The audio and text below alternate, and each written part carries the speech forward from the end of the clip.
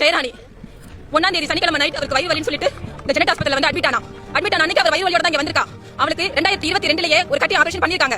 அப்பையில இருந்து இங்க தான் ட்ரீட்மெண்ட் எடுத்துட்டு இருந்தா. அவ ஒரு கிரிட்டிக்கல் பேஷண்ட்ங்கிறது இங்க இருக்கிற எல்லாருக்குமே தெரியும். உங்களுக்கே தெரியும் சார். ஒரு கிரிட்டிக்கல் பேஷண்ட்க்கு நார்மல் டெலிவரி பண்ணுவாங்களா சிசேரியன் பண்ணுவாங்களா? சிசேரியன் தான் பண்ணுவாங்க. ஆனா வயிறு வலி வந்த புள்ளைய தேவையில்லாம ஞாயிற்றுக்கிழமை ஃபுல்லா அப்சர்வேஷன்ல வச்சாங்க. இன்னும் வலி வரட்டும்னு அவள அப்சர்வேஷன்ல வச்சாங்க. எந்த ஒரு நியாயம் சார்? உங்களுக்கு சிசேரியன் பண்ற புள்ளைக்கு வெயிட் பண்ண வைப்பாங்க அப்சர்வேஷன்ல. இந்த பண்ணாங்க. திங்கட்கிழமை சிசேரியன் பண்ணி செவ்வாய்க்கிழமை சாயந்தரம் அவள ஐசியூல இருந்து நார்மல் வார்டுக்கு கொண்டு வந்தாங்க. செவ்வாய்க்கிழமை சாயந்தரம் அவ நார்மல் அந்த மயக்கத்துல இருந்தால அதுல இருந்தா. புதன்கிழமை மதியமா ஒரு கஞ்சி சாதம் சாப்பிட்டா. அதாவது அவ எடுத்த ஃபர்ஸ்ட் ஃபுட் வந்து ஒரு லைட்டா ஒரு கஞ்சி சாதம். அப்பயே ரசசாதம் சாப்பிட்டு தண்ணி குடிச்ச உடனே புள்ளைக்கு ஃபுல்லா வயிறு பெருசா வீங்கி பயங்கரமான வலி கொடுத்துட்டு உடனே நர்ஸ் கூப்பிட்டோம்.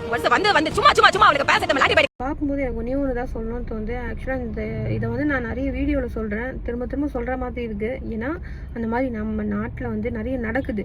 ஸோ நம்ம நாட்டில் எல்லாம் எல்லா இதுலேயும் நடக்க தான் செய்யுது. எவ்வளோ கேர்லெஸ்னஸ் ஹாஸ்பிட்டல்லாம் அவ்வளோ கேர்லெஸ்னஸ் தான் இருக்கிறாங்க. ஹாஸ்பிட்டலுக்கு போனால் திரும்ப வருமானே டவுட்டாக தான் இருக்குது. ஸோ ஹாஸ்பிட்டலுக்கு வந்து போனாவே அங்கே வந்து திரும்ப வர்றது ரொம்ப கஷ்டம்.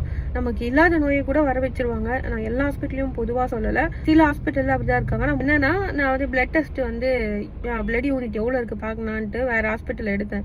ஸோ இன்னொரு ஹாஸ்பிட்டலுக்கு பிளட் கம்மியாக இருக்குது இங்கே எழுதி கொடுத்தாங்கன்னு சொல்லிட்டு அங்கே போகும்போது அங்கேயும் பிளட் டெஸ்ட் பண்ணணுன்ட்டாங்க. நாங்கள் சொன்னோம் ஆக்சுவலாக பண்ணியாச்சு, மார்னிங் தான் பண்ணோம் அப்படின்னு சொன்னால் அவங்க ஏற்றுக்கவே இல்லை நீங்கள் இங்கே தான் பண்ணணும், அதுதான் நம்ம எடுத்துக்குவோம், இது எடுத்துக்க மாட்டோம் அப்படின்ட்டாங்க. திரும்ப ஃபர்ஸ்ட்லேருந்து பண்ணாங்க. காசு தான் முக்கியமாக இருக்கே தவிர மனுஷங்க உயிரை வந்து எப்படி போனாலும் பரவாயில்ல அப்படின்ற மாதிரி பேசுகிறாங்களோன்னு தோணுது. அண்ட் நிறைய விஷயம் நடந்திருக்கு, அது இதெல்லாம் சொல்லாமான்னு எனக்கு தெரியல. ஒன்று மட்டும் சொல்கிறேன். நான் பிளட் ஏற்றுறதுக்காக போனேன். ஆக்சுவலாக வயிற்றில் கொஞ்சம் ப்ராப்ளம் இருந்தது. ஃபர்ஸ்டே சொல்லிட்டேன் இது வேண்டாம், நாங்கள் வெளியே போய் பார்த்துக்கிறோம், எனக்கு பிளட் மட்டும் ஏற்றினா போதும் அப்படின்னு சொல்லிட்டு. ஆனால் அவங்க கேட்கவே இல்லை. ஸ்கேன் பண்ணிக்கோங்க அப்படின்ட்டு சொன்னாங்க. அதே மாதிரி வேறு ஹாஸ்பிட்டல்லேருந்து வந்தாங்க போல இருக்கு. அந்த ஹாஸ்பிட்டல் நேம் சொல்ல விரும்பல. அந்த ஹாஸ்பிட்டல்லேருந்து வந்தாங்க. நீங்களும் அங்கே தானே போய் பார்க்க போகிறேன்னு சொன்னீங்க அப்படின்னாங்க. ஸோ அவங்க ஹாஸ்பிட்டலில் நாங்கள் வந்து வேறு ஹாஸ்பிட்டல்லேருந்து பிளட் டெஸ்ட் எடுத்துன்னு வந்து காமிச்சோம், அது ஏற்றுக்கலாம். இவங்க மட்டும் இப்போ பண்ணிவிட்டு நான் வேறு ஹாஸ்பிட்டல் எடுத்துன்னு போய் காட்டணும் அப்படின்றாங்க. ஸோ அதுவுமே கேட்டோன்னாங்க. அதுக்கு நீங்கள் எடுத்துக்கோங்க, அவங்க ஏற்றுப்பாங்க அப்படின்ற மாதிரி பேசினாங்க. ஸோ எப்படா அந்த ஹாஸ்பிட்டல்லேருந்து தப்பிச்சு வரலாம் அப்படின்னு தான் இருந்தது.